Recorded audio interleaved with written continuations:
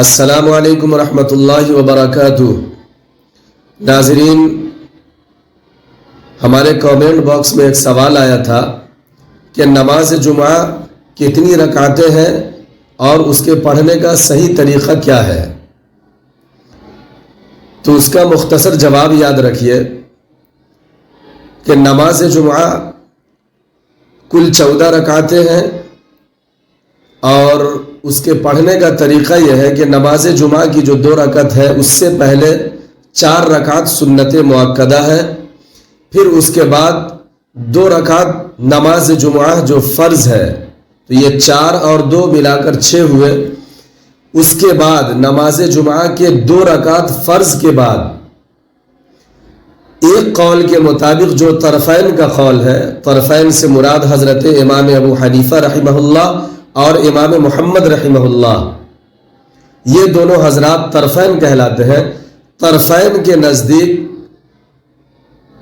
4 رکعت سنت مؤکدہ ہے، اور امام ابو یوسف رحمۃ اللہ علیہ کے نزدیک نماز فرض یعنی جمعہ کے فرض 2 رکعت کے بعد 4 رکعت سنت مؤکدہ ہو تو ہے ہی، اس کے بعد بھی 2 رکعت سنت مؤکدہ کہلاتی ہے۔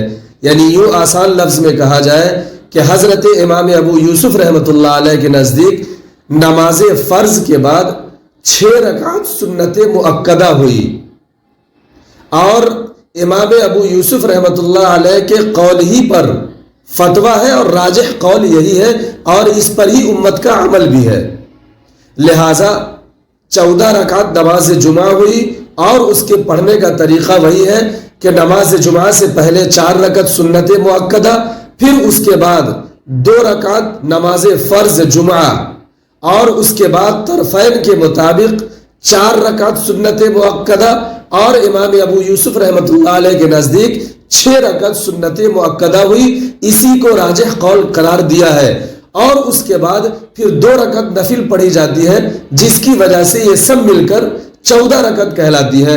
باقی اگر نفل کو ہٹا دیا جائے تو بعض لوگوں نے اس طرف بھی اشارہ کیا ہے کہ جمعہ کی نماز فقط 12 رکعت ہے، اور اس کے بعد نفل کا جہاں تذکرہ ہے، آپ نفل بے شمار پڑھتے رہیے، اس کو اگر نماز میں جوڑا جائے تو پھر نماز کی رکعتیں بڑھ جاتی ہیں۔ لہٰذا 12 بعض لوگوں نے مانا ہے کہ صرف 12 رکعت ہے، اور نفل ملا کر 14 ہو جاتا ہے۔ تو نفل آپ کو اختیار ہے، آپ جتنا چاہے پڑھیں، اور نہیں پڑھے تو کوئی دقت نہیں ہے، پڑھیں گے ثواب بڑھے گا، نہیں پڑھیں گے کوئی حرج اور کوئی گناہ نہیں ہوگا۔